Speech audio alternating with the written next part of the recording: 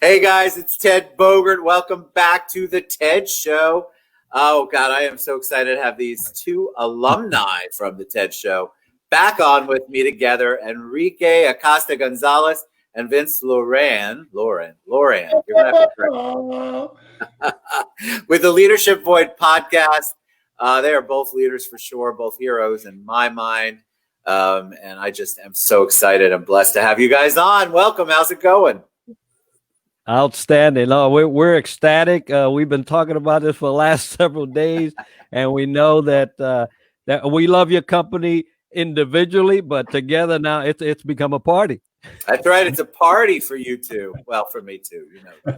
All right. So before we take a deep dive into the Leadership Void podcast and what you're doing there, you guys are doing really great work there. The consistency is huge. I just want to commend you on that because to me, that's the key to everything. But tell them a little bit about each of you. You guys have some similarities and then you came together. So we're going to start up at the top because that's Brady Bunch version and that's Vince. So Vince, tell the viewers a little bit about you and kind of how you got here. Well, first and foremost, I'm elated to be here. Happy holidays and happy New Year to everyone. I am an Air Force junkie, Air Force, the best Air Force of the world, part of it. As you see, I'm wearing my shirt proudly. Served 21 years in the military. Thank you. Proud and honored. Went all around the country. I'm blessed to have two beautiful daughters, married a beautiful woman named Ana Chanis, and here we are in Central Florida after 13 years in Virginia and met up with this fellow, which is Enrique Acosta Gonzalez. Look at that. That is the best transition segue setup. I mean, you think you guys do this on a regular basis. All right. Thank you, Vince. Enrique, tell us a little bit about you and your journey. All right. Well, thank you, everyone. Happy New Year. And Vince was right. We actually got the pleasure to serve our nation, and that was first and foremost one of our greatest blessings. So I'm a Navy veteran, 26 years. I met Vince through the Camaraderie Foundation, as he mentioned, and we hit it off. We're both from Puerto Rico, north and south of the island, so we cover at least the middle of the island there. But leadership was our conduit. And we were just talking about what we did and how we and what I was planning on doing on a podcast. And I said, it'd be nice. And then we just floated that idea, and voila, the Leadership Void. That symbol there has a meaning, and we'll discuss that in a little bit. Good. I want you to talk about. You all have taken an idea, a passion, and really put it out there. You have created this vehicle for you to tell your story, for allow other people to share their stories and their journeys. And I think that's so critical. That there's a lot of us out there that are trying to help people. I think what you fill a void, no pun intended, to address some issues and some things and have conversations that we're not having. We talk around it a lot. And I think talking about the Leadership Void and the people that you encourage and engage with is just big time. So kudos to both of you. Let's talk about it, though. Let's talk about the Leadership Void. So I can't believe you actually think there's a void in leadership, Vince. What's your thought process there? Well, yeah, when we started this, growing up in the military and becoming leaders, we wish we had a playbook or had more mentors, not just one or two, but a default, somewhere to go to. And I'll share some statistics.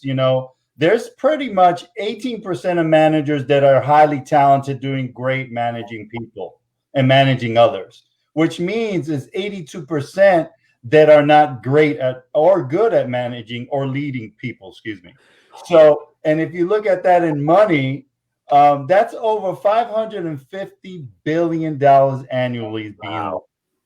Wow. So we're like, what? Being veterans, wishing we had better opportunities of having a conduit in the internet world. Hence, we developed the Leadership Void through a survey, through different mechanisms, and through our passions. And here we are, because as you mentioned earlier, we both have companies that deal with leaders, the Triad leadership solutions, and myself with Ignite RPM. So individually, but here collectively, we grew together, we grew stronger, and we're going to take this to another level. And let's talk about that other level, Vince, Enrique. What is it that you want to do with this? Because it's one thing to have an idea, right? We all have an idea. I decided to do a show. I had really no idea what I was doing, still don't. But you all had an idea, and you wanted to see that come into play. You wanted to see it come to fruition. So you got all the moving parts together. Where do you want to take it, Enrique? Yeah, it's interesting because our journey did not look this way when we started, and Vince will attest. We were actually going to start from the survey to do an open forum training, to address that $1 billion pain point. It's billions of dollars. So it's just that people don't, want to attest to it, but it's there. But we were going to do an open forum training. People were going to come in. We had a site. Everything was set. And bam, pivot time, right? So if anybody knows how to pivot, it's the military. They teach us that every day. And so we did. And so this is how this whole podcast actually came to fruition. And we said, all right, it's time to go all in. But our mission is to address that $1 billion pain point. The Leadership Void podcast is a conduit between us and what we want to do. And we want to go out and train and teach and speak. We're fortunate right now, won't let the cat out the bag of what the details are, but we're already slated as and I'll say a couple, insanely, but as a couple here in the Leadership Void to address those things in a collegiate platform. So there's colleges already asking for us to go, and that's where we want to do. That's what we want to do. We want to go out.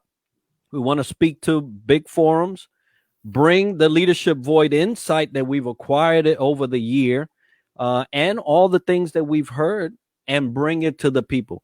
And that's where we're headed. I love it. I think it's so timely. So many people, I think one of you mentioned it, I don't know if it was Vince or Enrique, that everybody's had to pivot in 2020. So people are in jobs and careers and industries that they didn't really think of themselves going to be in at the beginning of 2020. And so everybody's had to shift. Well, that shift might be out of necessity, but now you're in it. What are you going to do with it? How are you going to benefit from it? How are you going to give back in a way that is meaningful to you and helpful in your finances? I think people have struggled with that. Hey, I finally made the leap. I'm doing XYZ instead of ABC. Great, I'm in it. Now what do I do?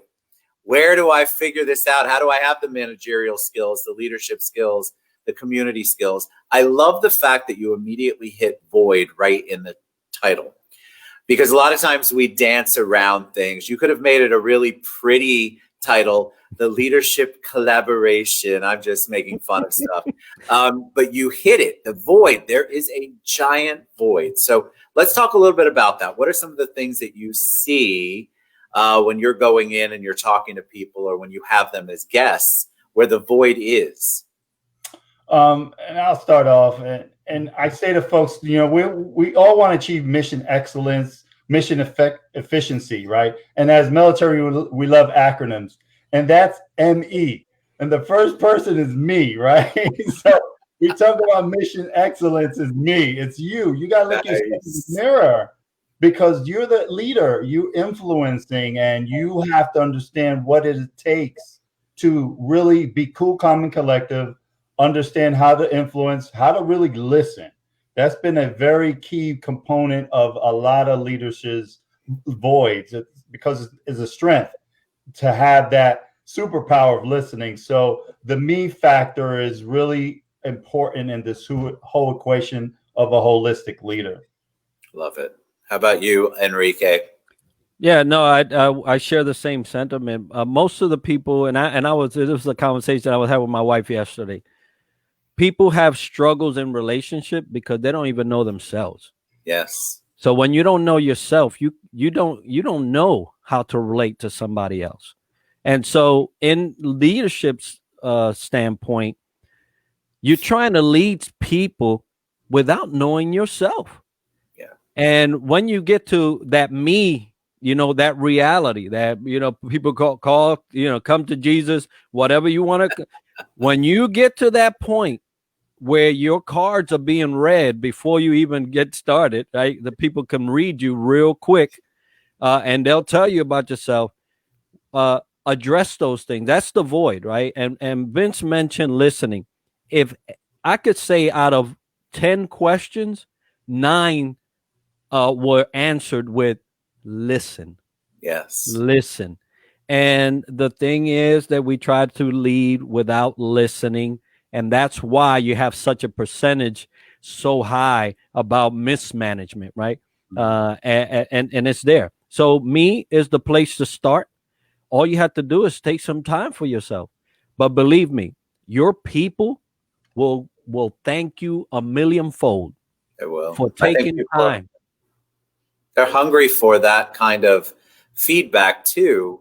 Everybody's been feeling, I feel like in 2020, unsteady, not sure. I mean, how could you 100% be sure? We're all struggling with the things, the unknown.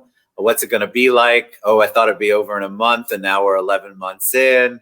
All of this stuff that we're all struggling with. And so if you don't have leaders in place who understand that that's the feelings, those are the feelings that are going on, those are where the struggles are, and you are just trying to shove some sort of narrative down your employees, your team's throats without listening, you are setting yourself up for a not very great 2021. I've consulted with a lot of leaders before, and I do try to take from them the good, the bad, and the ugly, because sometimes it's the bad and the ugly that teach me what I don't want to do, right, or the leader I don't ever want.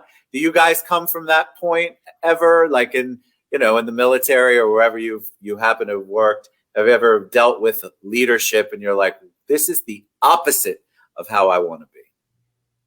Well, I tell you, and I've shared this on my podcast, my personal story. The reason I'm doing what I'm doing is because of that. The very first 3 years of my service, I was under a leader that should have never been there. Maybe in the service, they could have been in the service, but not in that position, right? So it was all about them. It was all about how they were going to shine. And once they got their stuff, basically, I thank all the people that I had to step on to get here. Those kind of speeches. Yeah, I know them well. but yeah, so that was my catalyst and catapult to say, whatever I do from here on out will be focused on making sure no one else has to serve under this type of leadership. So yes, I'll let Vince go. No, powerful. Different spin. So one person shared this little story with me. Just because you're good at making donuts doesn't mean you're going to be great at running a bakery, right? So you can have the technical skills, and because a lot of managers have technical skills, and that's why they gravitate to being promoted to a leader, because of your technical skills. Great at making donuts, but when it comes to running the bakery, it's so many other moving parts, and it takes people, right? And it takes those skills. So just because you're good at making donuts doesn't mean you can run a bakery. And I ran into a lot of people that are good at making donuts, leading people, right? They have us going in donuts. But individually and collectively, one thing I share with folks is that when you get into an uncomfort zone, and that's where growth really happens. And I say to you, where are you pulling from? Are you pulling from the book of possibilities or the book of limitations? So you have to understand where are you going to when you get into those moments. And to address the voids, you have to look at possibilities, and because we are our worst critic, and that happens to each and every one of us. And leaders, have to really, through the pandemic, as we've seen, those who have gravitated to the top. So there's a lot of opportunities to have people to run bakeries, not just have the donor mentality of making them, and look through the book of possibilities. I love the book of possibilities. That's where I try to draw from, but this is many years of experimenting with the book of limitations, I can tell you, because we have those limiting beliefs, and those sometimes are easier for us to lean on and go to and use as excuses than the book of possibilities. Because the possibilities mean, oh my God, I have to actually go out and do this, instead of relying on the fact that, well, my people just don't do that, or I'm not a math-minded person, or whatever it is that your limiting belief. And so you're right. I think we do tend to, unfortunately, go toward the limitations book. And I would like to encourage people not to do that, for sure, which is what you guys do. So where do you want to speak? Let's talk about that. Tell us about what you want to accomplish. Do you want to do leadership trainings? Do you want to do team building for larger companies? Where do you see yourself with this? I don't even want to say 5 years now that we've all experienced 2020. But where do you see yourself with this? I'll let Vince go on with that one. Well, we definitely see ourselves as a household name for veteran-owned businesses. We definitely want to be one of those features in the magazine, not for the accolade, but just for giving back. And speaking real quick about giving back, I definitely think it's good to highlight one thing we're doing as well on our horizon, which is we want to give back in a sense of doing a radio check. And what does that mean? It means that we want to encourage veterans and those in the community doing kind of like a battle check, battle buddy, by giving back by just twice a month on a payday, which for us was the 15th and the 1st. Just 30 minutes, a live forum of just, hey, we're talking to you. What's going on? Where you at? Seeking answers, forming connections, as one word as Ted likes to use for 2021. But we're doing that radio check to give back on a payday, and is a way of us paying back. Love that. So that's one very important thing to keep us grounded about service before self. And the rest, I think, will come naturally, the speaking engagements and the platforms, and moving forward throughout the nation and hopefully globally. Love it. All right. So how does somebody get involved with the podcast? If we have a veteran-owned business entrepreneur, do they just reach out to you guys? Tell us a little bit about the structure of the show. Yeah, the structure, it's pretty simple. If you're in leadership, right? That's what we do, right? We can have cooks, but they're going to be talking about leadership and cooking, right? But if you're in leadership, if you are a leader, making an impact, especially if you're a veteran, military spouse, or active duty, trying to transition to the community, the leadership void at gmail.com. Send us a message. Say, hey, I checked out your show. If not, it's the Leadership Void podcast on all the platforms. It's on every platform. You can look it up on YouTube, or you can look it on a podcast platform. But we entertain anyone that wants to discuss leadership and growth and share their knowledge. So if you want to contact us, those are the ways to do it. Perfect. All right. Tell me, people want to know, and you guys probably know this, when you're doing a show and then they see us all talking, we're laughing, we're engaging, and they probably are not feeling the same mood. Maybe they're not feeling as positive. Maybe they're dealing with that void in the leadership that's working with them, and they're not in the mood to hear anything about that. I always tell people that I start the day off with gratitude. What do you guys do in your daily activities to kind of get you started on the right foot? I'm a big believer that how you start your morning really determines how the rest of your day is going to go. So mine, begrudgingly sometimes, if it's early, I talk about gratitude. That's how I kick off my day. What do you all do? Vince, we'll start with you. Yeah. Well, if it's the weather permitting, I either go for a walk, but words keep me grounded. And I'll take this from another great leader that we had on our podcast. he starts his day either in a mindset that you're either going to be good, great, or phenomenal, right? So it's a positive all the way around, so it's being grounded to your point of gratitude all the time. Last year, prior to that little tidbit, I used one of the 3 C's. I'm going to be courageous, I'm going to be content, and I'm definitely going to be committed. So I always continually do the mental Rolodex of keeping myself in that mindset of gratitude every day, to your point. But brushing my teeth, I repeat it, kind of sing a little song, but you have to have that gratitude to be good, great, or phenomenal. Love that. What do you do, Enrique? I'll tell you what I do. First thing is I roll off my bed and I'm face down on the floor. Humility is one of my greatest rewards in my life, because not only have I learned lessons, but it keeps me in a place where I should be.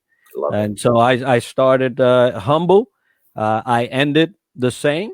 And at that time I thank him for everything that has occurred during the day. But humility is a powerful thing.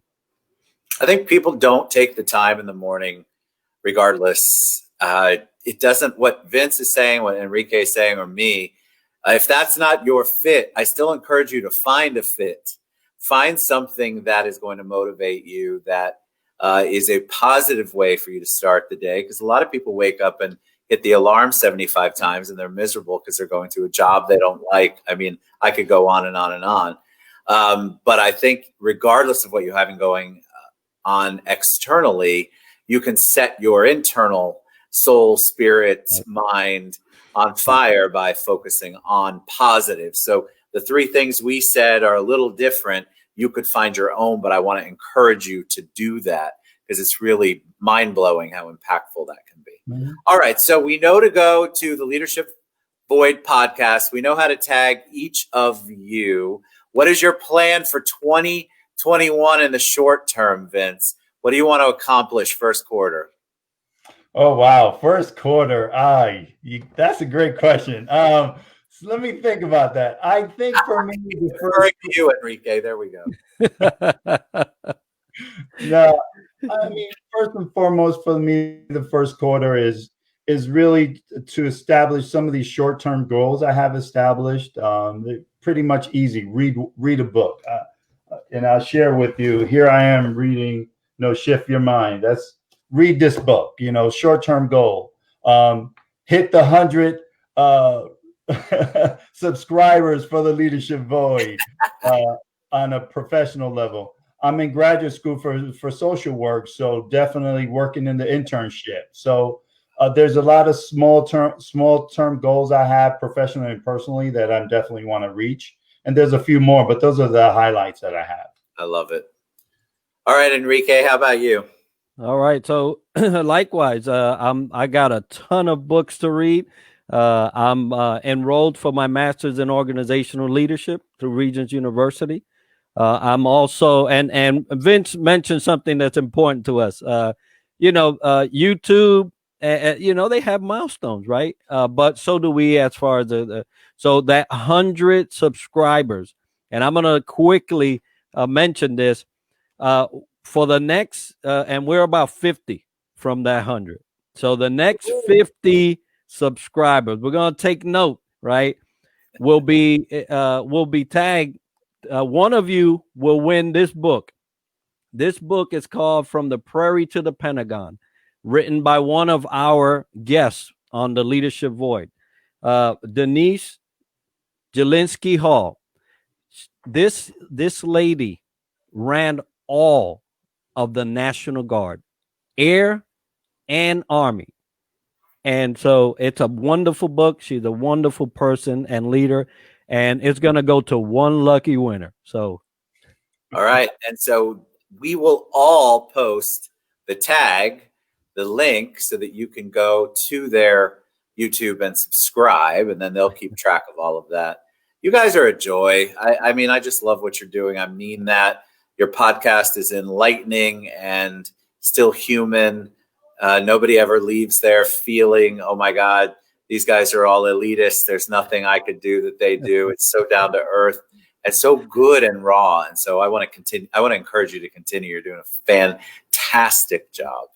All right. So Vince, Enrique, the Leadership Void podcast, you guys go listen in, subscribe on YouTube. Thank you both for all you do in our world. You guys know you mean the world to me, and I appreciate you both. Ted, if I may, just to give you the logo history, so people can be informed. Please. Yes, we forgot that. Yes. So on the logo, you see colors, and you also see a gap, right? That's the void. But the colors represent the services: Army, Marine, Navy, Coast Guard, Air Force, and in order of precedence, right? To honor those services. But that gap you see is the void that needs to be filled, and that's where the logo came from. Beautiful. All right, gentlemen, thank you so much, Vince and Enrique. You guys go listen in. They're very active on LinkedIn for sure. Go to Leadership Void podcast. Thank you, guys. God bless and have a great 2021. Come back anytime. You know. All right. Thank you. Thank you. Bye, everybody.